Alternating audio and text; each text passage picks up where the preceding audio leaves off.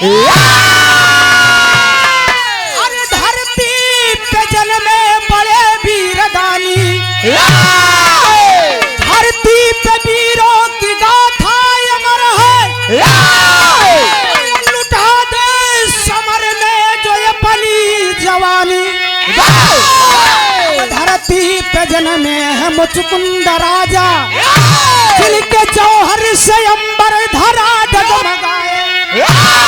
लिखे गुरु दया राम कलम हंस पड़ी है, पावन धरावा अयोध्या कहाए।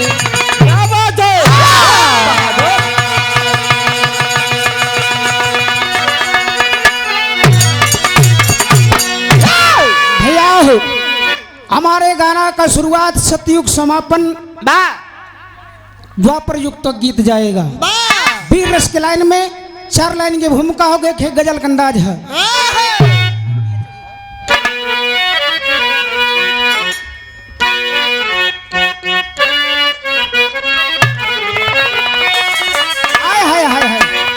कौनो दिल फेंक आशिक अपनी मासूका को देख करके कहता कि जब से इनकी पत्ते और बढ़ा, कि जब से एक पत्ते और बढ़ा, कि जब से इनकी जवानियाँ चढ़ी है, जब से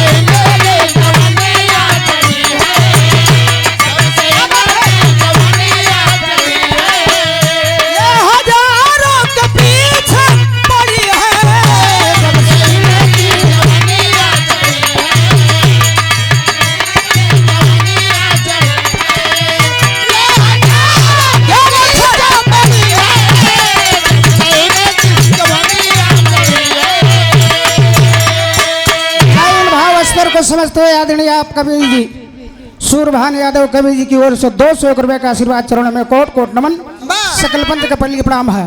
लेकिन गीत के अंदर कहना है बाबू कि देवदानों में जंग छिड़ गई है,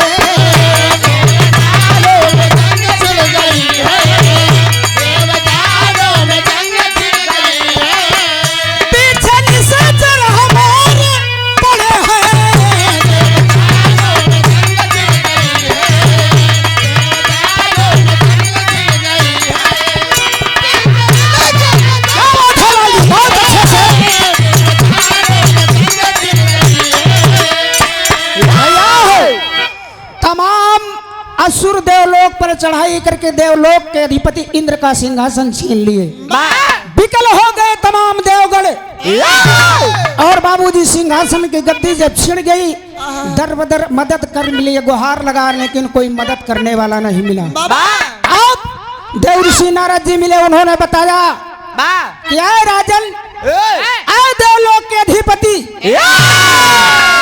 अगर तुम्हें सिंहासन चाहिए तो मैं एक राह बता रहा हूँ, चलो जाओ अयोध्या की राजगद्दी पर, वहां पर इस वक्त राजा मुचकुंद राजगद्दी पर बैठे हैं, वही मदद करेंगे।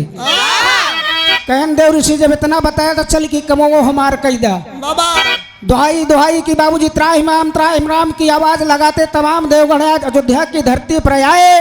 राजा मुचकुंद का राज दरबार सजा है।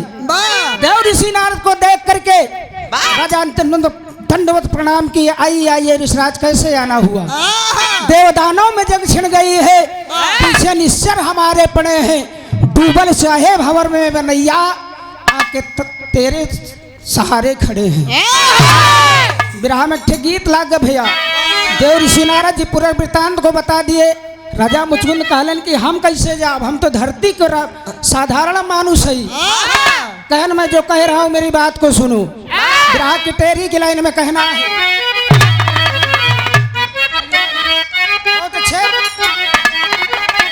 राजन अंबुज का लूटा था रसिया, अरे अंबर से पड़ा यमली भी चक्कर खाती है।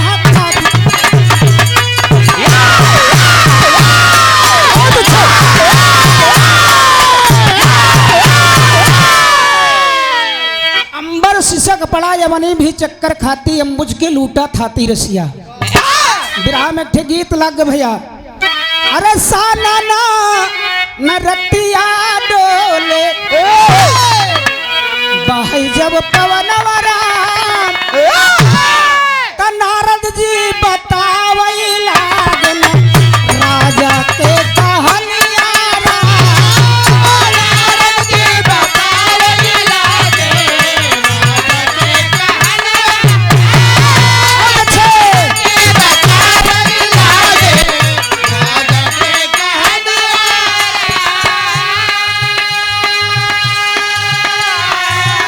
रथिया सजाई राजन जाते इंद्र लोकावा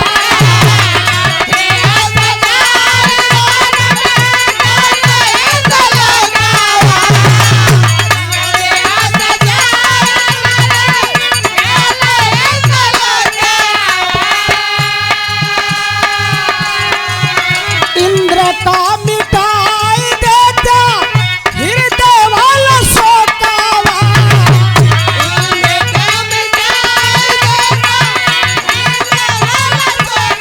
जियो जियो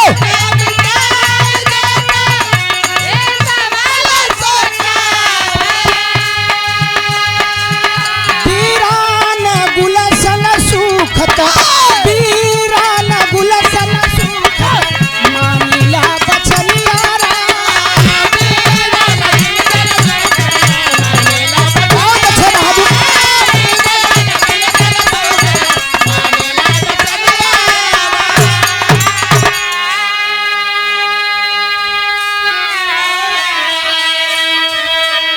अस्त्र शस्त्र लेकर के बाबूजी रथ सजा करके आज देवलोक पे चल दिए राजा मुचकुंद देवलोक में पहुंच गए और जंग के ऐलान का बिगुल शंखनाद बजा दिए एक तरफ असुरों की अपार सेना एक तरफ राजा मुचकुंद लड़ाई छिड़ गई भैया बिरहा में यही से तनिक चढ़ा था भाई आप लोग सुना ना जंगली भाई कहन कहन अपना इनारा रह गए न लसरी ले गए आपको मेरू भर ही का तब बाजी उमर कमर लचक उमर कमर लचक गरिया खींचई घूर के पनिया गोरी के झूलई झूलिया ना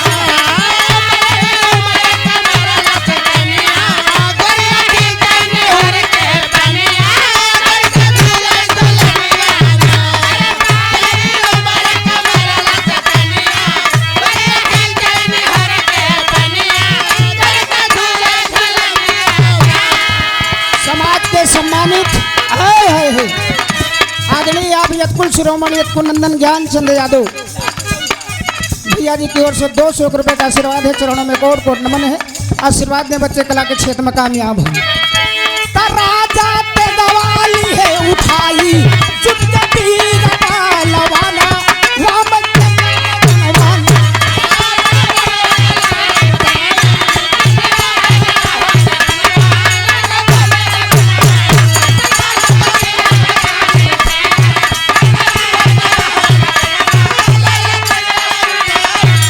राजा सन सन बोल चलाए सारे असुरन मार मुआए यो धरती लोका पहुँचे जवनवा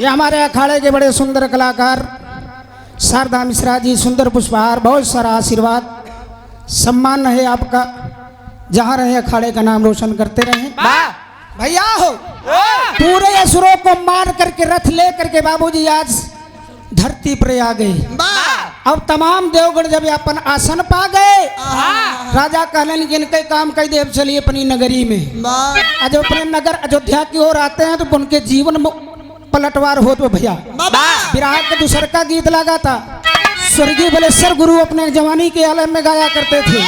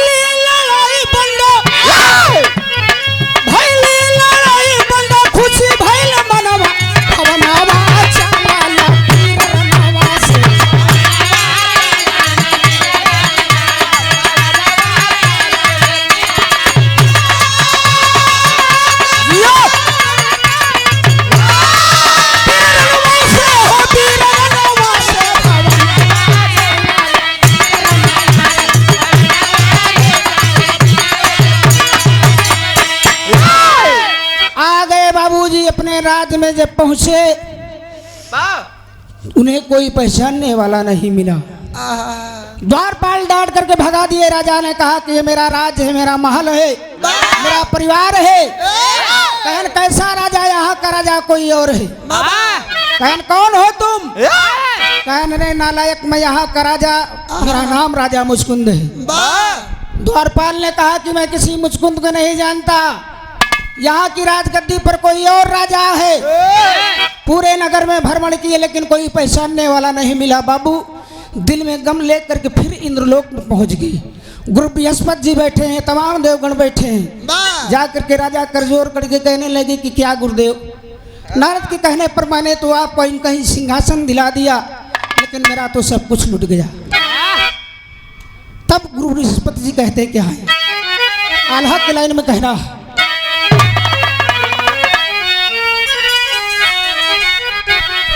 तो सुन के बचनिया बोले गुरु ब्रह्मा ज्ञानिया बाबू,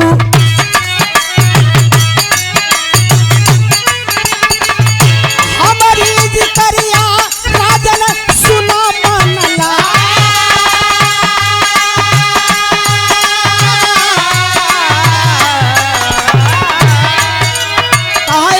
अब हमार बात सुना। देवलोक, स्वर्गलोक, मृतलोक, धरती और आकाश में अंतर क्या है? स्वर्गलोकवा में जब बीते एक दिनवा भैया,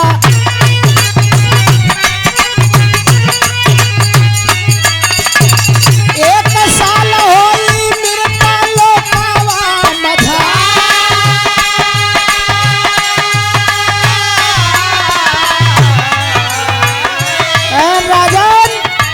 स्वर्गलोक में जब एक दिन बीतता है, मृतलोक की धरती के एक साल के बराबर होता है। अब तुमने असुरों से कितना दिन तक युद्ध किया मैं बता रहा हूँ, मेरी बात को सुनो। 7 साल तक चमके लड़ैया राजा,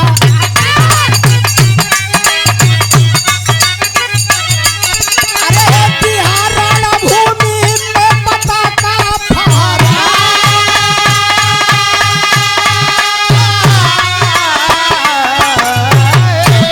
और 7 साल के बाद जब लौट के जाबा तो मृतलोक के धरती के कितना दिन बनी? 2520 साल होई मृतलोकवा।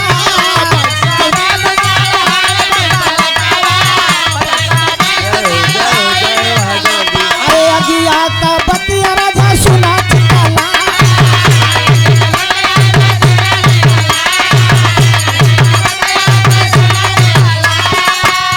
कहा लौट के जब गईला तू अपने भवना।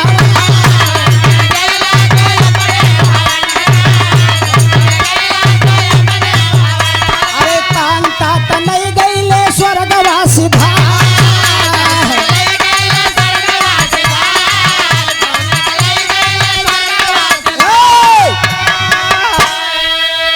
कांता माने पत्नी, तनय माने पुत्र। तो हर पत्नी परमात्मा का प्यारी होगी तो हर बेटवा मरी गया। लेकिन एक बात अब तो के खुशी बता दे कि आज तो हर वंश चलत, लेकिन वो राजगद्दी पर बैठा के बा कहा नाती का नाती जवन बैठा सिंहासन।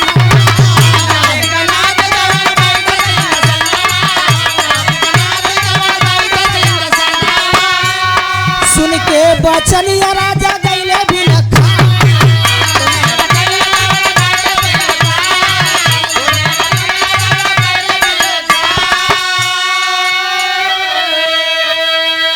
आपके राजगद्दी पर, अयोध्या की राजगद्दी पर आपका नाती का नाती तो हर पंथी राज करत बा। खुश हो गए, कहन ठीक है प्रभु, आए गुरुदेव। लेकिन मेरे लड़ाई को लड़ते लड़ते मेरे शरीर में इतनी थकान आ गई है कि बर्दाश्त नहीं हो रहा है, और मुझे कोई ऐसा जगह बता दो जहाँ हम जाई, जब तक सोई हमारे शरीर का निद्रा थकान न दूर हो जाए तब तक हम जागी ना। गुरु बृहस्पति ने कहा एवं मस्त, चले जाओ, और मैं एक वरदान आपको दे रहा हूँ कि अगर तोरे समय के पहले तोका के जगावे की कोशिश करी तो हमार वरदान में अगर तोहरे नैन के दृष्टि के ऊपर पड़ जाई तो जल के भस्म हो जाई। जे तो सी जबरदस्ती करी, जब तक सोओगे तब तक सोआ। कथा कहाँ बताए? गोमंतक पर्वत के अंदर कहीं चले जाओ, एक कंदरा एक गुफा में अपना आसन लगा करके, सिंहासन लगा करके सो जाओ। बड़ा ही सुंदर आशीर्वाद, 201 रुपए का प्यार दुलार आदरणीय आप कवि जी सूरभान यादव जी गुरु जी की ओर से बहुत सारी माया कोट कोट नमन है। जय यादव, जय माधव, जय श्री कृष्ण। आदरणीय आप बड़े भैया बिरहा जगत के आनमान शान प्रयागराज जनपद के बड़े सुंदर ढोलक वादक, जिनकी वादकी का कोई जोड़ नहीं है साथियों। बड़का भैया रमेश कुमार ढोलक मास्टर साहब की ओर से 100 रुपए का आशीर्वाद है, कोट कोट नमन। श्याम डेयरी वाले भैया, हाँ दूध घी पनीर जेका जो आवश्यकता हो, नंदू यादव से भैया से जाकर के संपर्क करा। बहुत सारी मजा, कोट कोट नमन है। ए बाबूजी चले गए, आसन लगा करके सिंहासन लगा करके राजा मुचकुंद सो गए। अब आगे क्या होता है मास्टर साहब? बड़ा पंधारी का लाइन आई गई।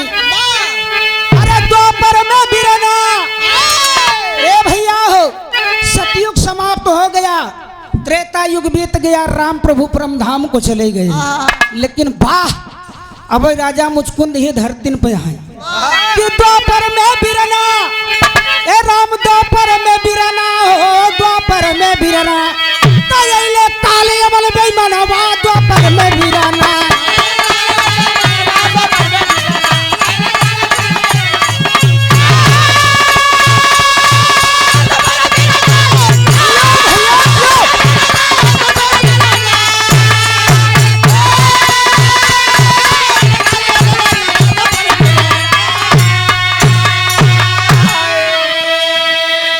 द्वापर युग में काले मन ने दिया ताल को ठोक, अरे समर भूमि से लगे कन्हैया, ये पंचों भाग गए तीनों लोग, शोक तब छाए तन बदनवा, द्वापर में बिरना। यमन देश का राजा स्कंद कंद 16 कलावतारी कन्हैया से बदला लेने के लिए समरभूमि से बाबूजी दौड़ा लिया। भगवान तीनों लोक में भाग रहे हैं, आगे आगे भगवान चले जा रहे हैं, कन्हैया पीछे पीछे, यमन की छोड़ूंगा नहीं तुझे। रास्ते में नारद जी से दीदार हो गया, कहें ऋषिराज हमारा मदद करा, नहीं यमन हमें छोड़े ना, कहें हर जगह हम ही काम करी। बता दिए कहीं चले जाओ, वही गोमंतक पर्वत पर गुफा के अंदर राजा मुचकुंद गुरु बृहस्पति का वरदान पा करके सो रहे हैं। और अगर आपको बचना है तो ऐसी कोई युक्ति लगाना कि उनके नयन की दृष्टि न खुले, और अपना पीताम्बर उनके शरीर पे डालकर उनका पीताम्बर ले करके वही गुफा में कहीं छुप जाना। गए गोमंतक पर्वत के अंदर नारद जी बतले ले, अरे अपन पीताम्बर राजा पे डाली के कान्हा तब छिप गईले काले मन बेईमानवा, द्वापर में बिरना। यमन कहा ये माखन चोरवा, यहाँ जाए की लुकान है सर, छोड़ब ना भैया। वो पीताम्बर देखे कहा भगवान कन्हैया तो है, टांग पकड़ के लगा घसीटे, राजा का नेत्र खुल गईले। अरे दृष्टि पड़ी जब दुष्ट के ऊपर, अरे दुष्ट भस्म हो गईले, तयले मोहन ते ही छनवा, द्वापर में बिरना।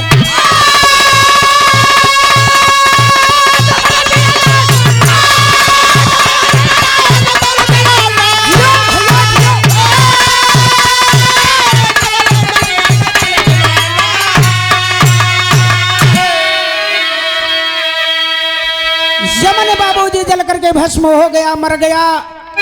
अस्कंद कंद 16 कलावतारी सुदर्शनधारी आकर के राजा मुचकुंद के सम्मुख खड़े हो गए। और जब इतना शुभ कार्य किए तो आज देवलोक से बाबूजी सुमन की वर्षा हो रही है। मन मुदित है मुदन मुरारी, देवता सुमन बरबर सही ले।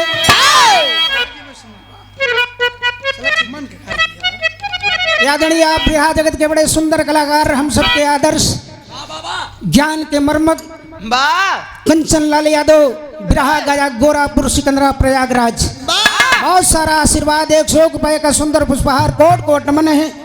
आशीर्वाद दे बच्चे कला के क्षेत्र में कामयाब हो भैया हो। मन मुदित भय मनन मुरारी, देवता सुमन बरसैले।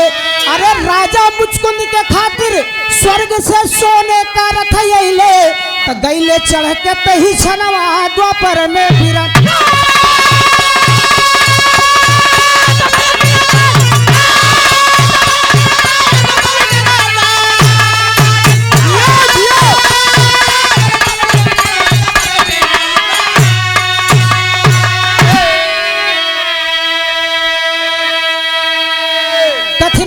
हुई बाबू, देवता सुमन बरसाए और देवलोक से स्वर्ण रथ आया। तमाम देवता जन विचार कर लिए कि इतना अच्छा तुमने काम किया है, अब तक धरती पर नहीं रहोगे, तुम्हें देवलोक में सम्मान मिलेगा। जा करके बाबूजी आज देवलोक की शोभा को सुशोभित किए। आखिरी और खड़ी की लाइन में गुरु घराने के परिचय के साथ कहना, गुरु भोला गुरु बाबा दिए जी भाई स्वर्ग के वासी। अरे कथन किया गुरुदया राम, लहरी भी नहीं अखिया प्यासी।